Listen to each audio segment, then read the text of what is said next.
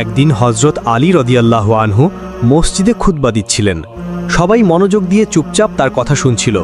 হঠাৎ কিছু মানুষ আতঙ্কিত হয়ে দৌড়ে এসে মসজিদের ভেতরে প্রবেশ করল। তখন আলী রাদিয়াল্লাহু আনহু তাদেরকে জিজ্ঞাসা করলেন, কি হয়েছে তোমাদের? উত্তরে তারা বলল, হুজুর, একটি সিংহ এই দিকে আসছে, অনেক বড় সিংহ, আমরা খুব ভয় পাচ্ছি। তখন আলী রাদিয়াল্লাহু আনহু বললেন, ভয় পাবার কিছু নেই, সে কাউকে কোনো ক্ষতি করবে না। এই কথার মধ্যেই সেই বিশাল সিংহটি সবার সামনে এসে দাঁড়ালো। বরং সে সোজা হজরত আলী রাদিয়াল্লাহু আনহুর কাছে এসে তার পায়ে মাথা রেখে দিল। এর কিছু পরেই সেই সিংহের পেছনে পেছনে ছোট্ট একটি সিংহ শাবকও এসে হাজির হলো। তখন সবাই বুঝে গেল যে বড় সিংহটি আসলে একটি সিংহী। অতঃপর সেই সিংহীটি বলল, হুজুর, এইটি আমার সন্তান, এর বাবা এখন আর পৃথিবীতে নেই। আমি চাই আমার সন্তান নিরাপদে বেরিয়ে উঠুক, তাই আমি একে আপনার তত্ত্বাবধানে দিতে এসেছি। তখন আলী রাদিয়াল্লাহু আনহু বললেন, তুমি যাও, তার ব্যাপারে কোনো চিন্তা করো না, আমি কথা দিচ্ছি এই সন্তান কখনো নিজেকে অসহায় ভাববে না। তখন সিংহীটি জিজ্ঞাসা করল, হুজুর, কে তাকে লালন পালন করবে? তখন আলী রাদিয়াল্লাহু আনহু উত্তর দিলেন, আমার পুত্র হুসাইন তার দেখাশোনা করবে ইনশাআল্লাহ। সে অসহায়দের খুব যত্ন নেয়, তার চেয়ে ভালো আর কেউ পারবে না। এরপর হজরত হুসাইন রাদিয়াল্লাহু আনহুকে ডাকা হলো। তিনি সামনে এসে সিংহ শাবকটিকে কোলে তুলে নিলেন। তার মাথায় স্নেহ ভরে হাত বুলিয়ে দিয়ে বললেন, আজ থেকে এর নাম হবে আবু আল হারিস এবং সে এখন থেকে আমার সাথেই থাকবে। অতঃপর সিংহীটি নিশ্চিন্ত মনে ফিরে গেল। আর সেই সিংহ শাবক হজরত হুসাইন রাদিয়াল্লাহু আনহুর সঙ্গেই বড় হতে থাকলো, যেন সে নিজের ঘর পেয়ে গেছে। এভাবে দীর্ঘ সময় কেটে গেল। হজরত হুসাইন রাদিয়াল্লাহু আনহুর কোলে যে সিংহ শাবকটি বড় হচ্ছিল, সে এখন যুবক হয়ে উঠেছে। হজরত হুসাইন রাদিয়াল্লাহু আনহু যেখানে যেখানে যেতেন, সেই সিংহটিও তার সাথেই থাকত। এখন সে তো আর শুধু একটি পশু ছিল না, বরং সে ছিল হুসাইন রাদিয়াল্লাহু আনহুর সঙ্গী, বন্ধু এবং বিশ্বস্ত একজন সাথী। মানুষ তাকে আবু আল হারিস নামেই চিনত। সে জঙ্গল থেকে এসেছিল ঠিক, কিন্তু তার হৃদয় ছিল মানুষের চেয়েও কোমল এবং বুদ্ধিমান। তার মধ্যে হজরত হুসাইন রাদিয়াল্লাহু আনহুর প্রতি গভীর ভালোবাসা গড়ে উঠেছিল। দিন হোক কিংবা রাত, সফর হোক বা বিশ্রাম, আবু আল হারিস সবসময় হজরত হুসাইন রাদিয়াল্লাহু আনহুর কদমের সাথে লেগে থাকত। কিন্তু সময়ের বিবর্তনে সিংহটি বিরাট বড় হয়ে যায়। এখন সে যখন কোনো গলির মধ্য দিয়ে হেঁটে যেত, তখন মানুষেরা কেঁপে উঠত। তাদের হৃদয়ে এক অদ্ভুত রকমের ভয় জেগে উঠত। একদিন কিছু আরব লোক হজরত আলী রাদিয়াল্লাহু আনহুর খিদমতে হাজির হয়ে আরজ করল, হুজুর, হুসাইন রাদিয়াল্লাহু আনহুর সাথে থাকা সেই সিংহটি এখন অনেক বড় ও ভয়ঙ্কর হয়ে উঠেছে। আমরা এই ব্যাপারে শঙ্কিত, কোনো একদিন যদি সে ক্ষতি করে ফেলে। এই কথা শুনে আলী রাদিয়াল্লাহু আনহু নীরব হয়ে গেলেন। তার হৃদয়ে তখন আবু আল হারিসের সেই নিষ্পাপ শৈশব ও বিশ্বস্ততার স্মৃতি জেগে উঠেছিল।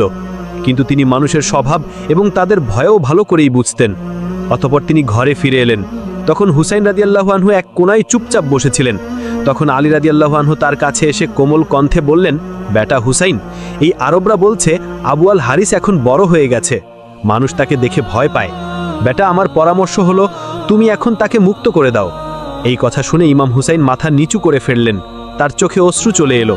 কিছু সময় চুপচাপ বসে থাকলেন। তারপর আলী রাদিয়াল্লাহু আনহুর দিকে তাকালেন এবং হালকা একটা হাসি দিয়ে কোমল কণ্ঠে বললেন, জি বাবাজান, যেমনটা আপনার আদেশ। শুধু আজকের দিনটুকু যেতে দিন, আগামীকাল থেকে আপনি তাকে আর দেখতে পাবেন না। তখন আলী রাদিয়াল্লাহু আনহু জিজ্ঞাসা করলেন, বেটা, আজকের দিনেই এমন কি বিশেষ আছে? তখন হুসাইন রাদিয়াল্লাহু আনহু বাইরে তাকিয়ে উত্তর দিলেন, বাবাজান, এখন সন্ধ্যা হয়ে গেছে। এটা এমন সময় নয় যে কাউকে ঘর থেকে বের করে দেওয়া যায়। এটা তো ছায়া দেওয়ার সময়, রোদে থেকে বাঁচানোর সময়, রোদে ফেলে দেওয়ার সময় নয়। তখন আলী রাদিয়াল্লাহু আনহু নিজের সন্তানকে বুকে জড়িয়ে ধরলেন। তিনি আর কোনো উত্তর দিলেন না। অতঃপর রাত কেটে গেল। হজরত হুসাইন রাদিয়াল্লাহু আনহু জেগে উঠলেন এবং তাহাজ্জুদের নামাজ আদায় করলেন।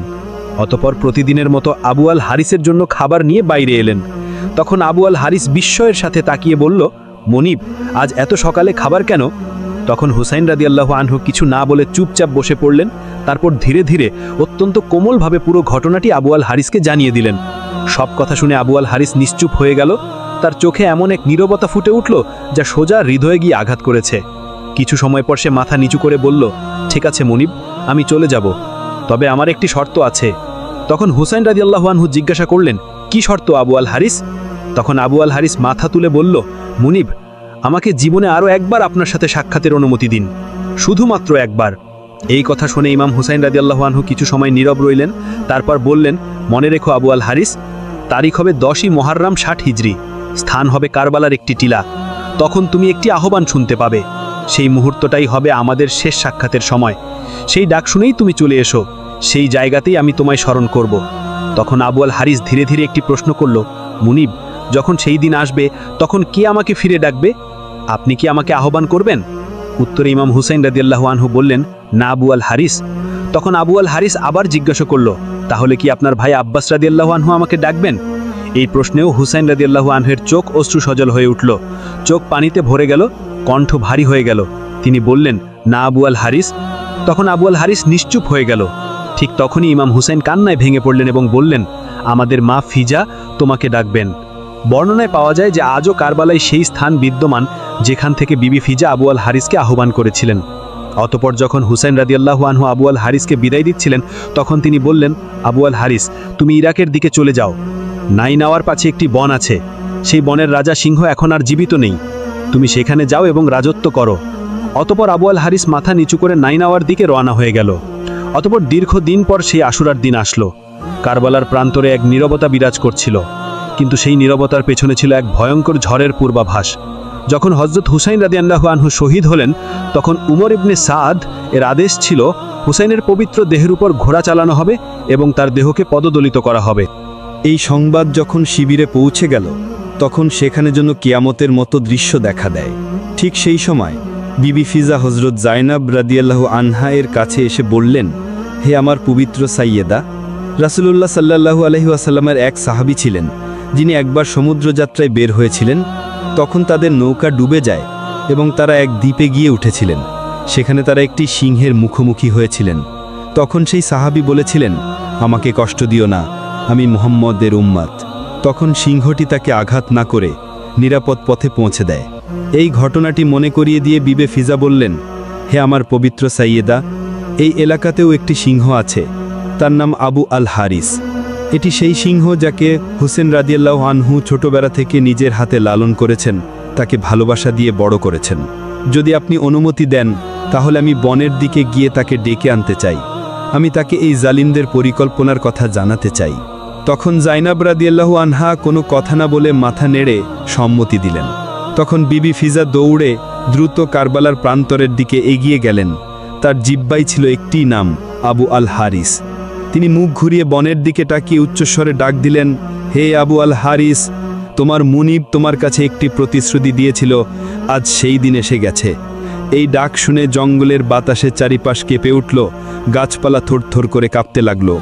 তারপর মাটি কেঁপে উঠল, ঝোপঝাড়ের মধ্যে নড়াচড়া শুরু হলো এবং হঠাৎ সেই সিংহ আবু আল হারিস বজ্রপাতের মতো গর্জন করল, দৌড়ে এসে বিবি ফিজার সামনে উপস্থিত হলো। সিংহটিকে দেখে বিবি ফিজার চোখ অশ্রু সজল হয়ে উঠল, তার কণ্ঠ ভারী হয়ে এলো। তিনি বললেন, হে আবু আল হারিস, তুমি কি জানো এই অত্যাচারীদের কি উদ্দেশ্য? তারা চায় তোমার মনিব হযরত হুসেন রাদিয়াল্লাহু আনহুর পবিত্র দেহকে পদদলিত করতে। তারা চায় এমনভাবে তার পবিত্র দেহের উপর ঘোড়া চালাতে, যাতে তার দেহ এতটাই বিকৃত হয়ে যায় যে কেউ চিনতেও পারে না। এই কথা শোনা মাত্র আবু আল হারিসের চোখ লাল হয়ে উঠল। সে শক্তভাবে মাটিতে পা ঠুলল, আকাশের দিকে তাকিয়ে এমন এক গর্জন করল যা ইয়াজিদি সেনাবাহিনীর হৃদয়ে কাঁপন ধরিয়ে দিল। অতপর আবু আল হারিস যেন পৃথিবী কাঁপাতে কাঁপাতে, বাতাস কাঁপাতে কাঁপাতে বিবি ফিজার সঙ্গে কারবালার প্রান্তরে চলে এলো। এটি সেই মুহূর্ত যখন হযরত হুসেন রাদিয়াল্লাহু আনহুর পবিত্র মৃতদেহ নির্জন অচেতন অবস্থায় কারবালার ময়দানে পড়েছিল। আকাশ নীরব, পৃথিবী নিশ্চুপ এবং ফেরেশতারাও অশ্রু ঝরাচ্ছিল। তখন আবু আল হারিস ধীরে ধীরে এগিয়ে এলো এবং স্নেহভরে হুসেন রাদিয়াল্লাহু আনহুর পবিত্র লাশের পাশে এসে বসল। এরপর তার মাথা নিচু করে সম্পূর্ণ আন্তরিকতায় মুনিবের রক্তে নিজের কপাল রাঙিয়ে নিল, যেন বিশ্বস্ততার একটি চিরন্তন শিলমোহর নিজের কপালে মুঠো করে বসিয়ে দিচ্ছে। রেওয়ায়েতে এসেছে, যখন ইয়াজিদি সেনাবাহিনীর ঘোড়াসওয়াররা হুসেন রাদিয়াল্লাহু আনহুর দেহ পদদলিত করতে এগিয়ে এলো, তারা একটি আশ্চর্য দৃশ্য দেখল। একটি সিংহ একা নির্ভয়ে হুসেনের লাশের পাশে বসে আছে। এই দৃশ্য দেখে ঘোড়াগুলো ভয়ে পিছিয়ে গেল, তারাও আর এগোতে সাহস করল না। সৈনিকরা আতঙ্কে দিশাহারা হয়ে ছোটাছুটি করতে লাগলো। অনেকে ভয়ে ঘোড়া থেকেও পড়ে গেল, কেউ পিছিয়ে গেল, আবার কেউ ভয়ে আর কাঁপুনিতে অচল হয়ে পড়ল। ফলে কারো সাহস হলো না হযরত হুসেন রাদিয়াল্লাহু আনহুর পবিত্র লাশের কাছাকাছি যেতে। অতঃপর যখন এই খবর উমর ইবনে সাদের কাছে গেল তখন তার মুখ বিবর্ণ হয়ে গেল, চোখে ভয় ফুটে উঠল এবং কাঁপা কণ্ঠে বলল, এই ঘটনা কাউকে জানিও না, জানালে এটি একটি ফিতনা হয়ে দাঁড়াবে। কারণ সে জানতো যদি এই সত্য ছড়িয়ে পড়ে তাহলে অত্যাচারের মুখোশ চিরতরে খুলে যাবে। অতঃপর বিবি ফিজা শিবিরে ফিরে এসে হযরত জাইনাব রাদিয়াল্লাহু আনহাকে জানালেন, সাইয়েদা হুসেন রাদিয়াল্লাহু আনহুর পবিত্র লাশ এখন নিরাপদ। আবু আল হারিস সেখানে আছে। যতক্ষণ সে আছে কোনো জালিম তার ধারে কাছেও আসতে পারবে না। অতঃপর তাই ঘটল। যতদিন আবু আল হারিস কারবালার মাটিতে বসেছিল, কোনো ঘোড়া, কোনো খঞ্জর, কোনো সৈনিক হুসেন রাদিয়াল্লাহু আনহুর পবিত্র দেহকে পদদলিত করতে পারেনি। অতঃপর এক রাতে যখন কারবালার আকাশে নিঃশব্দ আর বন্দি কাফেলা প্রস্তুত হচ্ছিল বন্ধিত যাত্রার জন্য, তখন জাইনুল আবেদিন বিবি জাইনাব রাদিয়াল্লাহু আনহাকে বললেন, ফুপু আম্মা, আবু আল হারিসকে বলে দিন যেন সে এখন ফিরে যায়, সে তার বিশ্বস্ততার দায়িত্ব পূর্ণ করে ফেলেছে। তখন বিবি ফিজা সেই পুরনো সাহস নিয়ে আবার আবু আল হারিসের কাছে গেলেন এবং বললেন, হে আবু আল হারিস, মাওলার হুকুম, এখন তুমি চলে যাও।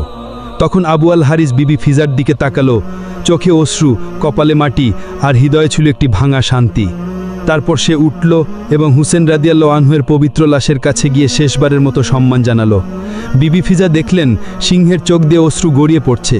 তারপর আবু আল হারিস ধীরে ধীরে হাঁটতে হাঁটতে কারবালা থেকে বিদায় নিল।